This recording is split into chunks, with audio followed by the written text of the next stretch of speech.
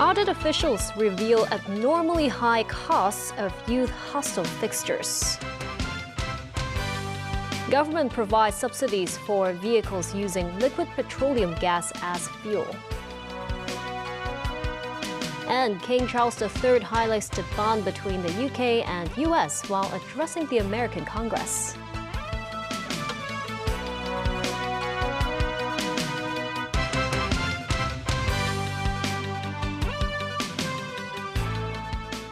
Good evening, and thank you for joining us. The Audit Commission's audit report has found that only about half of the planned units in government-funded youth hostels have gone into service. Home and Youth Affairs Bureau Alice Mack says after the government sought to recover costs of some abnormally expensive fixtures, the relevant operator has agreed to refund expenses on some unused equipment. Launched in 2012, the Youth Hostel Scheme subsidizes non-governmental organizations to provide rental accommodation for employed young people aged 18 to 30 at around 60% of market rates. However, the latest audit flags major delays. 3,000 hostel units were originally scheduled for completion in the first phase last year. Only 1,326 units have been delivered. One project in Sheungwan, initially slated for completion in 2016, took 8 years to complete pre-construction procedures involving the Home and Youth Affairs Bureau and the NGO operator. The project is expected to open next year, amounting to an 11-year delay. Also came to light are the exorbitant procurement costs for furniture and equipment. A hostel in Taipo procured 78 bathroom heater fans, including delivery and installation. Each heater costs $9,400. Auditors found the same model is priced at just $1,900 in the market. In response, the hostel operator says the higher cost reflects requirements for especially qualified installation workers, insurance expenses, and a tight 21-day deadline for supply and installation. It also cited logistical disruption owing to social unrest and the pandemic at the time. Pricing issues for other items also attracted attention. Toilet paper holders and soap dispenser racks cost $3,390 and $2,390 apiece. Around 110 sets were purchased at a total cost of nearly $370,000. The fixtures were never installed because of safety and design issues. The Audit Commission proposed 25 suggestions to better monitor operators' performance and strengthen oversight to ensure timely completion. The Bureau has accepted the recommendations. The government will begin subsidizing diesel prices for commercial vehicles at $3 per litre from midnight on Thursday for 2 months. Relief too for LPG-run public minibuses, taxis and school private light buses, as announced by Financial Secretary Paul Chan today. As fuel prices continue to climb, auto LPG also comes under pressure. Average ceiling prices for LPG in April stood at $3.73 per litre, up 1 cent from the month before. Financial Secretary Paul Chan says the ceiling price for next month is expected to jump by more than $1 per litre, an increase of over 28%. That has prompted the government to roll out a 2-month 50-cent per litre subsidy by the end of May to some LPG-fueled commercial vehicles to ease their financial strain. That's poised to benefit 17,000 taxis, 3,440 public minibuses, and 170 school private light buses. The $3 per litre diesel subsidy for commercial vehicles and vessels, meanwhile, will begin Thursday midnight until June 29th. The government will reimburse fuel distributors for the price difference. For all the changes in the oil prices, we can monitor and we know what are the changes. And therefore, with the reporting and the auditing system, we are very confident that the oil companies will not be able to reap the subsidy. This cabbie welcomed the arrangement, saying that would mean savings of more than $10 per shift. This red minibus route running between Cheongshan and Chunwan had intended to raise fares by $1 next month, but decided to shelve the hike after the subsidy was announced. Britain's King Charles III addressed the U.S. Congress on Tuesday, highlighting the bond between the two countries at a time of political turmoil. He and Queen Camilla were later greeted by the first couple at the White House state dinner. Gloria Feng has more. In his address to Congress marking 250 years of American independence, King Charles III repeatedly stressed the historical and cultural ties that he said have cemented an enduring bond between the U.S. and the United Kingdom. The monarch delivered a series of remarks warning against isolationism, urging American leaders to remain globally engaged. From the bitter divisions of 250 years ago, we forged a friendship that has grown into one of the most consequential alliances in human history. I pray with all my heart that our alliance will continue to defend our shared values with our partners in Europe and the Commonwealth and across the world. And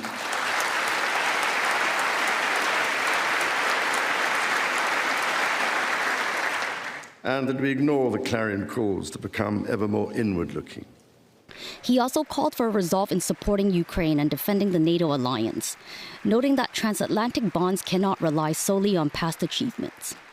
Later in the day, President Donald Trump and First Lady Melania Trump greeted the royal couple at the White House for the state dinner. During the banquet, Trump said that Charles did not want Iran to have nuclear weapons, though the king did not comment. Gloria Fung, TVB News. Former FBI Director James Comey faces indictment again over an online post he shared last May that the U.S. Department of Justice says advocated the assassination of U.S. President Donald Trump. The criminal case is the second in a matter of months against Comey. Gloria Fung has more.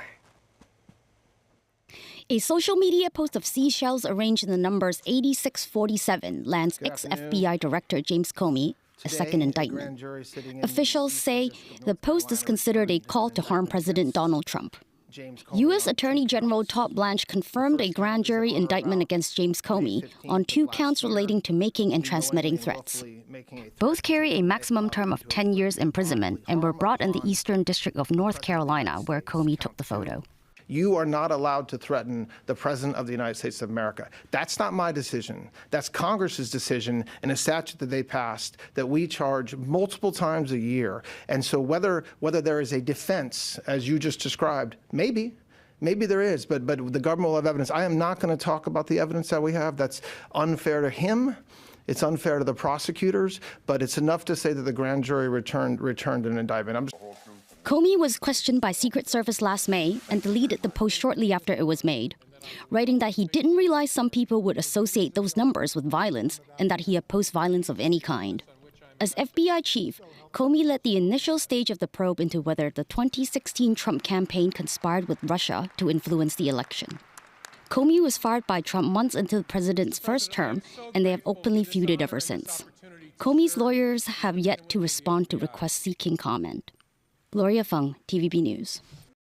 The U.S. Federal Communications Commission has announced an early review of ABC's television broadcast licenses after President Donald Trump demanded the network pull Jimmy Kimmel's late-night show. Danny Zhou tells us more. In an order on Tuesday, the U.S. Federal Communications Commission said ABC, whose parent company is Disney, is directed to file license renewals for all 8 of their licensed TV stations by May the 28th. The review, which the FCC asserted was related to an ongoing probe into Disney's track record of diversity and inclusion practices, could lead to the revocation of the station's licenses to broadcast, an action that the agency has not taken for 40 years. ABC TV station licenses were not scheduled for renewal until 2028. Disney responded by saying it has a long record of operating in full compliance with FCC rules and serving their local communities with trusted news, emergency information, and public interest programming, and is prepared to show that through the appropriate legal channels. Last Thursday, late-night show host Jimmy Kimmel joked that First Lady Melania Trump had the glow of an expectant widow. He made the remarks days before the shooting incident outside a White House media gala hosted by the Trumps.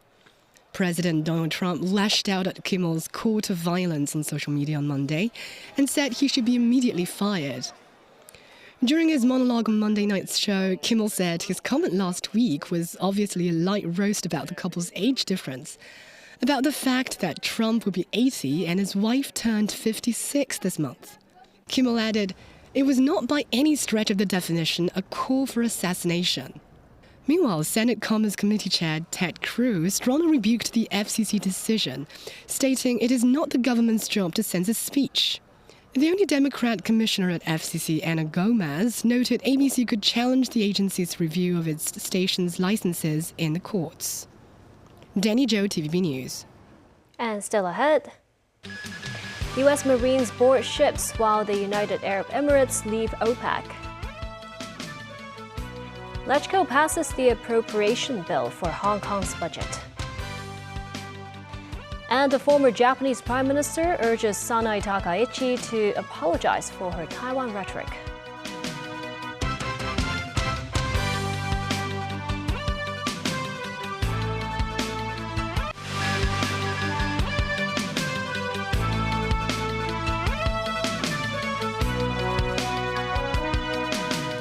Welcome back. The United Arab Emirates has announced its withdrawal from the Organization of the Petroleum Exporting Countries, or OPEC, stripping the cartel of one of its largest producers. Timothy Lee has more on this and the latest from the war in the Middle East. The UAE's decision had been rumored for some time, as a pushback in recent years against OPEC production quotas it felt had been too low.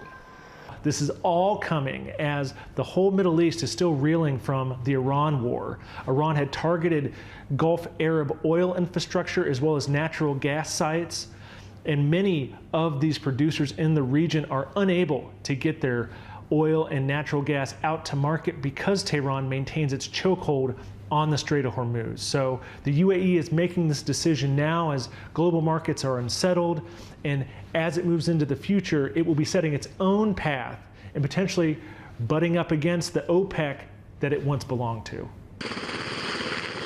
Meanwhile, the tension in the Middle East shows no sign of lessening as the U.S. Defense Department released a video showing Marines boarding MV Blue Star 3, a commercial ship suspected of attempting to transit to Iran in violation of the U.S. blockade.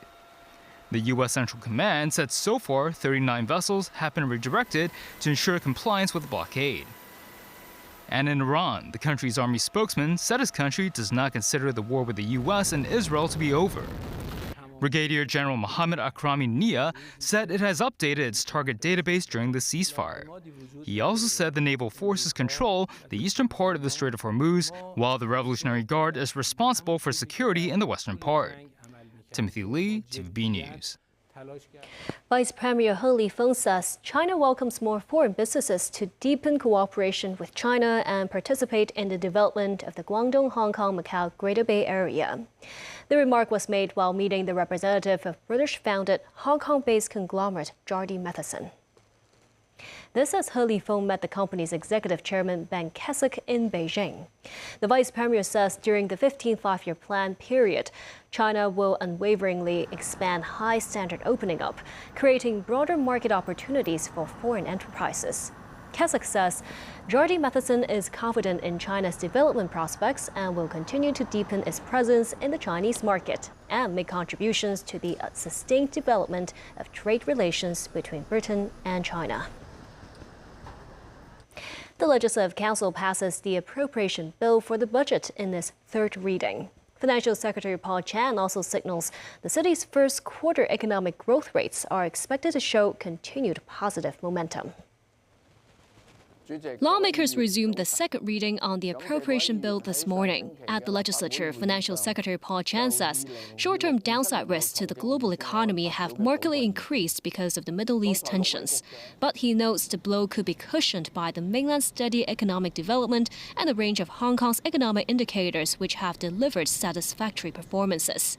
With that, the city's Q1 gross domestic product will likely reflect that solid trend.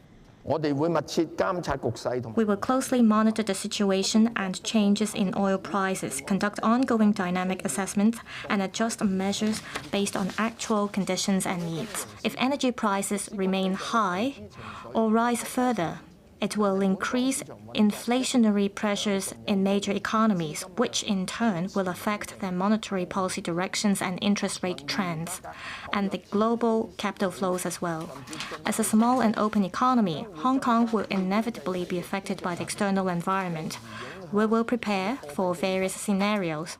on concerns over the government's proposal to raise its borrowing ceiling, which was questioned to be a possible attempt to borrow money to repay debt. The finance chief says Hong Kong's ratio of government debt to GDP remains at a prudent level.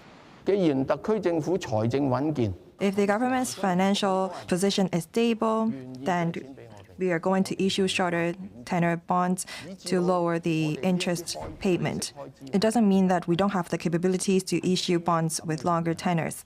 He says the administration will also consider issuing longer-term bonds to meet financing needs for public works projects. The bill for the budget was eventually passed by lawmakers through a show of hands. The government announced that it will initiate a buyout of Wang Chi House if at least 75% of owners agree to sell their units by the end of June. Wang Chi House is the only building in the housing estate not damaged in the Taipo fire. Speaking on a radio program, Deputy Financial Secretary Michael Wong said the current approach is voluntary, but authorities may resort to legislation to reclaim all property rights if necessary. He noted that any legislative move would need to comply with a basic law and could face judicial challenges. When asked what would happen if the 75% threshold is narrowly missed, he says authorities may exercise discretion in special cases. Some residents have suggested holding an owners' meeting, but Wong said the property management company is handling matters according to the law. Former Japanese Prime Minister Yukio Hatoyama said Japan Prime Minister Sanae Takaichi should retract her erroneous remarks on Taiwan in order to improve Sino-Japanese relations. He also believes that Hong Kong as an international city can play a positive role in mending ties between the two countries. Celine Chan spoke to him. Amid recent tensions in Sino-Japanese relations, former Japanese Prime Minister Yukio Hatoyama came to Hong Kong to attend an event. In an interview during his visit, he stated that the current situation stems from Japanese Prime Minister Sanae Takaichi's wrong remarks on Taiwan, adding that he finds China's anger understandable. Prime Minister Sanae Takaichi's remarks about Taiwan's situation being an existential crisis are wrong. She should apologize and retract them. The fact that Taiwan independence is not accepted should at the very least be recognized or acknowledged. I think this is essentially the bottom line for China and Japan on the Taiwan issue. Regarding the Japanese government's recent push to revise 3 security documents, including the country's current national security strategy, claiming that they're in preparation for a prolonged war, Hatoyama believes such actions are erroneous. I think these moves are aimed at China, and I think they are wrong. In my view, the ideal situation is not for both sides to build up military power successively, but rather to exercise restraint in military and security matters. We should aim to resolve all disputes through dialogue, not force. He noted that when Sino-Japanese relations are poor, exchanges between the country's people become more important. Hong Kong, as a highly internationalized metropolis, has good communication channels with the US. The city is also famous around the world. I believe it has an opportunity to play a role in repairing and improving Sino-Japanese relations. The University of Hong Kong has established a School of Governance and Policy recently. Hatoyama serves as a member of the school's International Advisory Board and hosted a lecture on his views on the prospects of Sino-Japanese relations with over 270 students and alumni. In addition to Hatoyama, members of the School of Governance and Policy's International Advisory Board also include former Deputy Prime Minister of Thailand Thapkhan Janam, 2 Nobel laureates in economics and global policy and economic scholars. Celine Chan, TVB News. Today is International Guide Dog Day. The Hong Kong Guide Dogs Academy said each puppy training takes about 2 years and can cost up to $300,000. Mo and I visited the site. A guide dog training demonstration in process. Folly, the 6-year-old Labrador from the Hong Kong Guide Dogs Academy, presents his navigation ability and receives a treat every time he does a step correctly. Puppies usually enter their guide dog training when they are a few months old. A trainer said the entire process will take between 18 months to 2 years, consisting of 3 stages: foster, guiding, and pairing training. The first status as foster training will place individuals with a volunteer puppy raiser. Their responsibility include taking a puppy to various public places on public transport for socialization training, allowing the puppy to gain real-world experience, learn appropriate behavior with strangers. For the second stage, puppies need to undergo focus training, and the last stage is about matching a dog to a user. In Hong Kong, the number of active guide dogs remains small. Launched in 2025, the Academy said it had matched 2 dogs to visually impaired individuals. Normally, you will have to wait at least 1 year or up to 2 years for a guide dog. It's because we're just not breeding enough, especially after COVID. Wu said the estimated training costs for each guide dog is $300,000. Asked if the government should provide funding to support the training development, he said that wouldn't be a good idea. I think something like the Australian model would be a good model for Hong Kong to look at. It's more like a reward system.